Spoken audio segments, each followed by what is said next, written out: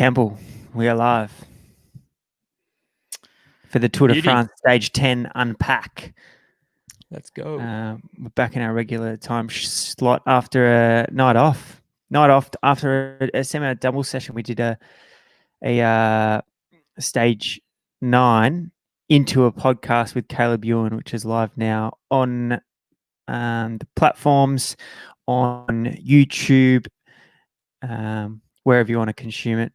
I'd recommend YouTube, based off a little segment in the middle there, which you get a good idea of from the podcast, but it's even better with Caleb talking through his sprint victory on Stage 3 with the visuals in front of him.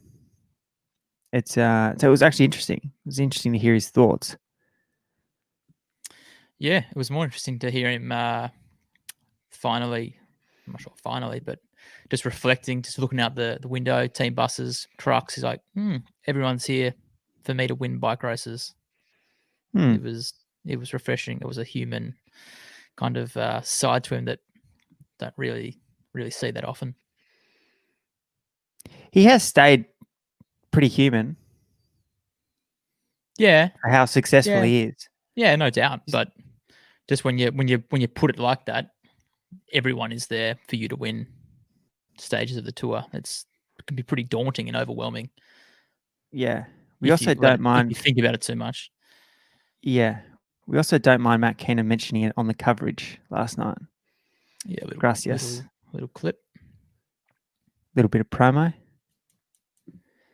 But yeah, if you want to check out that podcast, check it out wherever you listen to it. Andy Sims asked, how much gym work does Caleb do? How much gym work? I couldn't believe how much weight he put on. Well, yeah, I mean, we don't know, but based off of how much weight he's put on in 4 or 5 years, I'd say a fair bit. As a percentage of body weight, there wasn't a whole lot of mass to add. Yeah, it's a fair bit. What was it, 6 or 7 kilos? Did he say? Yeah, I had no idea. As a percentage, that's a fair bit. Yeah, it's a huge whack. Last night, Campbell, Stage 10. Yeah. I think that was what we expected. I think so. With the weather the way it was probably as much excitement in terms of crosswind action that we were going to get. A few teams tried at different points. But it looked like such a nervous day. You could just tell everyone in the radio was getting be at the front. I mean, the stage, the Moyenne was 47 km an hour, so that's super quick. Clearly, it was too quick for any significant breakaway to get away. Not even big rulers like Stefan Kung and Mickey Shah could stretch out any sort of margin. So I think that just showed that it was never ever going to be a chance for a breakaway. Also, not a breakaway you really want to be in. No, not really. Not on that sort of stage when, like I said, with that sort of average speed, there's just so much nervous energy. And that would have been, I reckon, the worst day of the Tour de France for anyone in that bunch. If you were to ask anyone, that would have been the most stressful, mentally draining day so far. Forget the mountains. Yesterday would have been a nightmare. Lots of pressure.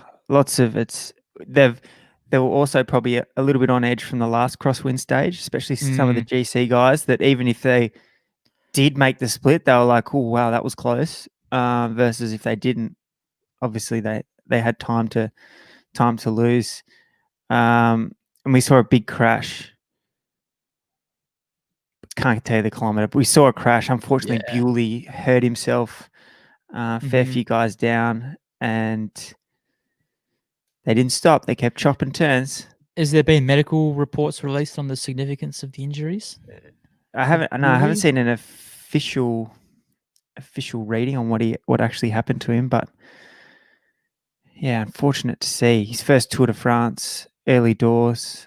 He's been on the podcast before, so we don't mind him.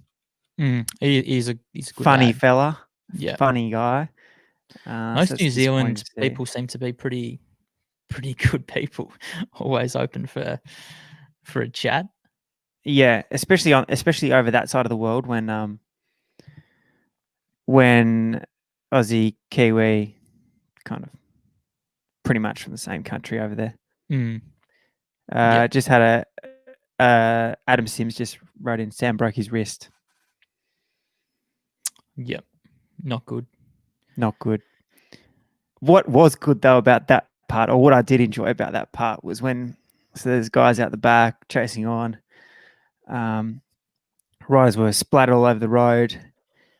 And then Pogacar was ripping turns with the rest of the Lotto Jumbo bros. A couple of others, big rulers featured in the front that were chopping turns, and then there's just Pogacar just riding through. I enjoyed that. Yeah. That guy can't get enough of it. Yeah, he was cool in a crisis, wasn't he? And the best thing to do in a crosswind, if you can, is to just be rolling turns. You're in the front. It's easier there to be rolling through at 450 watts than getting dropped at 450. So, it was good to see. It was honestly good to see no GC guys came unstuck in any way yesterday. You don't want to see it, especially not in a crash. But also it'll just be nice to see the big boys go head to head in the mountains in their own territory, as fun as it is seeing a race split to pieces in crosswinds. And the riders were lucky yesterday that the wind wasn't up on the Atlantic Ocean. I imagine it can be pretty windy. Well, you looked at how much damage was done. Like, imagine that with wind. Would have been carnage. It could have been carnage. It could have been carnage. And to add to the stress that the riders would have had, they had the whole rest day to be thinking about what could happen. Yeah. There that was little bit of unknown. You just got all day. You're just in your hotel room. You're just thinking, geez, like, it could be carnage tomorrow. And you're just thinking about it all day. But yeah, like we said earlier, I think everyone would be pretty happy to have that one behind them. And tonight, the forecast doesn't look too bad. Sunny, winds of no more than 10 or 15 k's an hour, off my very unreliable French weather forecast, but I can't see any evidence suggesting the contrary. Yeah. Into the finish. What was that? Sorry. Heading into the finish. Any thoughts? We saw a little split, didn't we? Lopez got caught out. Yeah. But his Astana bros got him back on pretty comfortably. Yeah, I mean, besides that, it was, of course, you ask people in the peloton, it didn't look, it wouldn't be routine, but on the TV, it looked pretty routine. A few teams got stacked up. Caleb was by himself for the most part. He had Roger there a little bit, but it was Sunweb and Quickstep who got the most organised. And also, just worth noting that Wout van Aert was doing the job for his leader Roglic in the last 10k, so he wasn't going to feature. Still, I was expecting, even though he's done that work in the semi crosswinds, I thought he might still feature. But what a rider! Just sacrificing himself for the greater good. Yeah, just does what he needs to do. Does the job. Wins stages. It also helps having 2 stages in the pocket. Yeah, you must be riding high on confidence. Somewhere looked to have nailed it yet again. Full squad. I think they were missing one. Missing Nicholas Roach, who crashed. There was that footage. There was a footage, maybe circa 4 or 5k to go. Yep. And the whole team is on the front. Everyone that's in the race still. Yep. It was a big investment for 8th place on the stage. Yeah. I haven't looked at the overhead several times to actually be looking where Bowl started his sprint and where he finished his sprint, but I think big disappointment for them. He got lost. Quickstep rode in the coattails unbelievably well. Sitting on the back, they just had that prime posse that everyone was fighting for Sam Bennett's wheel.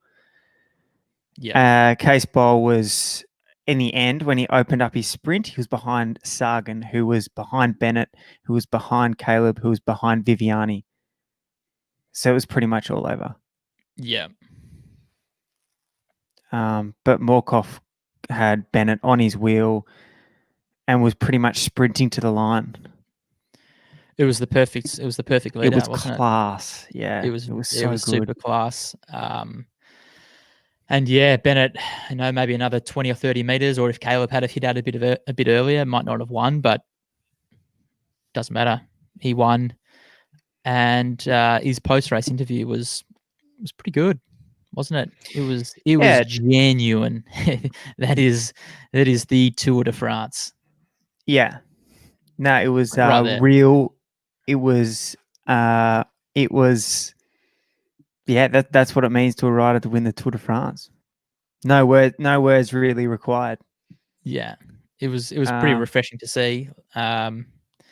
You see guys that win a lot, and it's the same old. Thanks to the teammates, it's good to get this victory. Yeah. But Sam Bennett, that was proper class. I enjoyed it. Yeah, I think just back on the sprint, like, yeah, Murkov's delivery was just so good. And then everyone behind him, I know Caleb probably, like, there was talk of he could have hit out earlier or gone a bit more room would have done him good. But him, Sagan, Viviani, says Bowles spent so much time off the back, trying to fight for that wheel. Mm-hmm. I think that's where it was won. His delivery was just so good. Yeah, it was not still the first obviously time. He still obviously won the sprint, but that just reminded me of Viviani cleaning up. That was Viviani. Yeah, and like we've said before, is it Morkov, Morku with the Danish pronunciation? I'm not sure. I don't know. Yeah, he's done this sort of job on several occasions in big grand tours, and he's probably the best lead out man in the business at the moment. And like you were just saying, that was Viviani at Quickstep with that sort of delivery. That's why he was winning so many stages at Quickstep. And I'm not sure whether Viviani's won a single race Cofidis this year, but it just shows the value of a really good lead out train, and more specifically, just one final lead out rider who can deliver you to 150, and then you just need to open up the taps for 5-6 seconds. And yeah, it was classy to watch.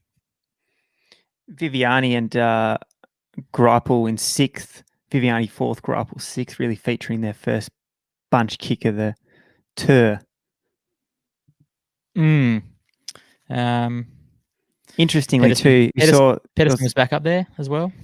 Yeah, Pedersen back up there too. But did you see there was lots of footage around him and chat around him just manning Richie at the back of the bunch? You'd be pretty confident having Mads Pedersen just, hey Mads, things go a bit pear-shaped. Richie, he was just rolling the dice, really, wasn't he? Either he knew something that no one else did, that there was going to be no more splits in the crosswind, or he just was like, you know what, I don't care. I'm not boxing on. If it splits, it splits. If it doesn't, then I just save all this nervous energy. Yeah, but I mean, everyone else was just fighting, and Richie was just sitting at the back. No matter who you got there, if it splits, no one can get you from back to front. Yeah, quickly, or at all. Yeah. Anything else? Don't think so. Except this is day one of the Sprinter Showdown, the two back-to-back genuine sprint stages before the Champs-Élysées. Yeah, I can't think of anything else to add besides just reiterating. It's just really nice to see Sam Bennett win a stage at the Tour de France. And for those that haven't seen the interview, make sure you give it a look. It's on the socials. And also for Quickstep, that's a big tick. Absolutely. Yeah, they came in with him being a marquee sprinter. You could probably say them and Lotto were the only people, and I guess Sesbol as well, proper sprinter, probably not at the same caliber as Bennett and Ewan. But when you do bring a big marquee sprinter, you expect minimum one stage win. So they've ticked off that with him. Yellow jersey with Alaphilippe for a day or two, stage win for Alaphilippe. So they're probably if the tour was to finish now for them, you could say that that's a pass. Should we touch on the tour potentially finishing now before we touch on tomorrow's Well, stage? I was expecting you to be bringing this up at some point. We just got a question with the race director testing positive. I think it was 3 staff from different teams testing positive. A interesting day of COVID tests on the rest day. Results released that evening. Do you reckon any riders tested positive? Don't know, Alex. This is big business. ASO's big business, and they've committed a lot to get this far. I don't see this bike race not finishing at all costs. Do whatever you can. It's great that no riders have tested positive on paper, but it seems unlikely. Like, I don't know. I'm not a doctor. Like, I thought this virus spread like wildfire. So there's people in the staff, in the team, close contact, massage, meetings, in the bus. Like, I'm not sure. What do you think? Yeah, like, isn't that's the thing about this virus? It's airborne. You're in close proximity with others. You can't tell me they're wearing face masks that often, like in closed environments, when they're just in the team bus, like you said, or on the massage table. They're not wearing their face masks with their head in the hole. I don't know. Time will tell. The good news for us is that the bike race is still on, and yeah, for now, that's really all I care about personally. Yeah. Yeah. We got some mail saying that the Mitchelton Scott test was a false positive. Yeah. Yeah. Was it a mechanic as well? I'm not too sure on who it was, but I guess that cuts them a little bit of slack, because we know that the protocol that was set up at the start of the tour, 2 people from the one team, and your team will be evicted from the race. So gives them a little bit more breathing room. You'd be pretty nervous, wouldn't you? A little bit, yeah. One guy, pause. Oh dear. And they're just doing these tests on the rest day. They're not doing them every day. I thought that was interesting. Yeah. Because in the AFL hub, they're doing them 3 times a week, I think. Yeah. It's pretty frequent. And that's a lot easier to control, that sort of environment, compared to the circus that is the tour. Oh, well, like Caleb said on the podcast last night, there's just been random people in the hotels. Like, you can't. It's not possible to lock it down. No. Unless you shut down France. So yeah, we'll see. And it just, you'd think that Christian Prudhomme would have been in contact with people from teams, and maybe everyone. You know what? Yeah. Like we said, this is big business, and the show rolls on at all costs. Yeah. Tonight, this morning, stage wherever 11. you are in the world. You know what? It would actually, I wouldn't mind if we were living in America. They cop it like 7 o'clock in the morning, 6 o'clock in the morning. Yeah. That's a lot more manageable than sort of 1 o'clock finales, 1 a.m. Yeah, for sure. Nice. Or even in Perth, where like the coverage starts at like 7:30. Perth could actually be the money, really. Like finish at midnight. At the latest. Yeah. Oof. Late stages, finish at midnight. Yeah, that sounds good. I was picked that up when I was trying to search for the stage start last night. It was like WA 7:30. Oh, what a treat! This is 9:30 here. I'm like, I really want to watch the rest of this. Yeah. From your weather report, looks like it's a sprint stage again. Yeah, I've tried to look at the profile. I can only get the full stage profile. I wouldn't mind getting a zoom in on the last kilometre or 2. Looks like there might be a book. I wouldn't mind a race book. Can you organise that for next year? Yeah. Keno's mentioned us on the coverage. Like, surely we're ready for a race book now. There's a little rise. I can't tell with how far to go or what significance it is. But looking at the profile doesn't look to be too significant. So it's likely to be a bunch gallop. We'll probably get more of a genuine breakaway. I'm talking 3 or 4 riders that might get out to 3 minutes, but I don't think it's going to be a day for the breakaway. So lock and load for another bunch sprint. And like you said, this is probably the last one the last out and out one till Paris. Yep.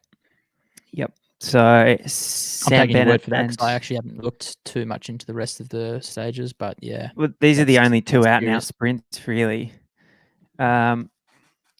We've just got a little bit of intel on the YouTube. Ooh.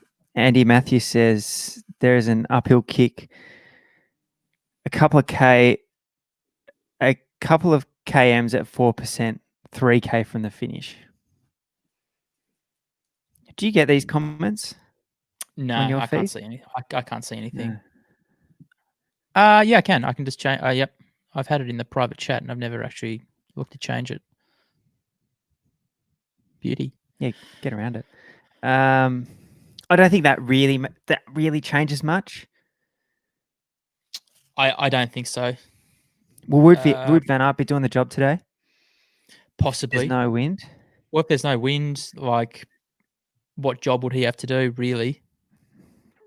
Potentially help in the first half.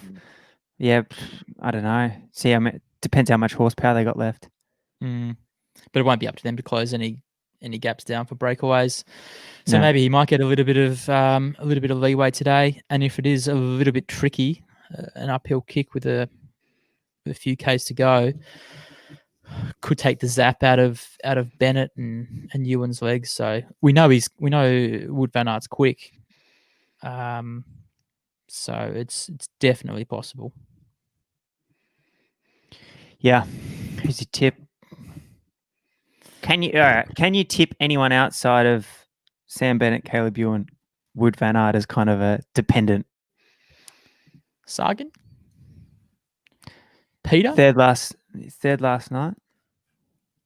Maybe wasn't way off the mark.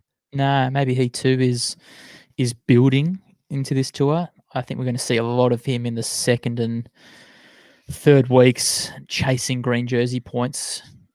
He's going to have to get busy.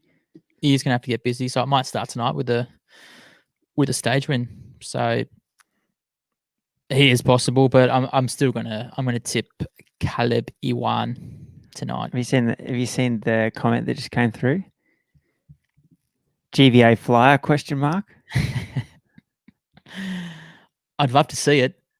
I always say it. I'm a big GVA fan, but I don't think so. I think there might be a stage in a couple of days with like a proper GVA kind of finale.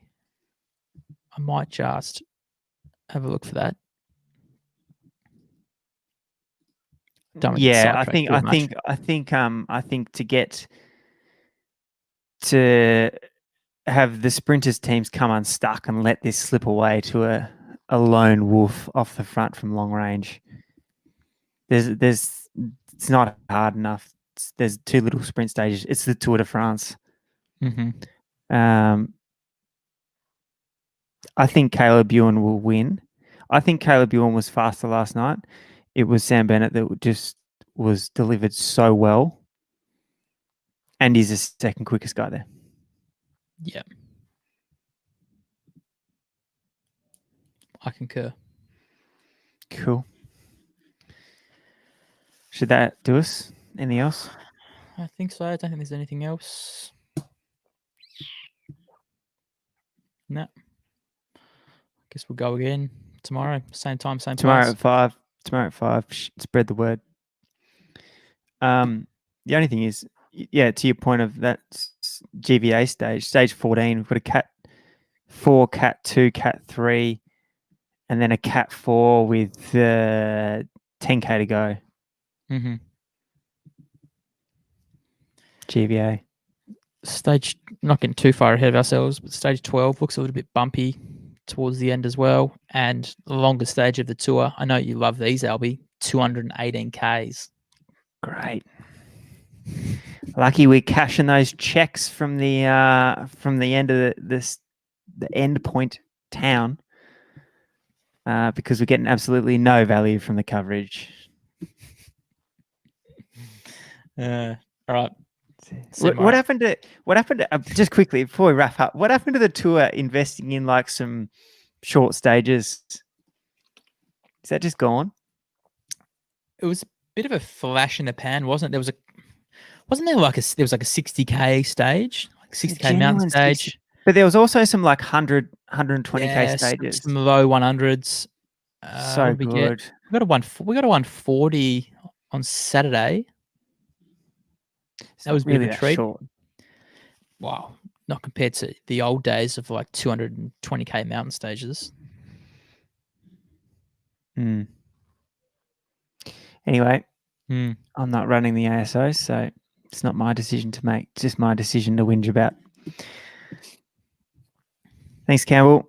Thanks everyone for listening in. We'll see you all tomorrow.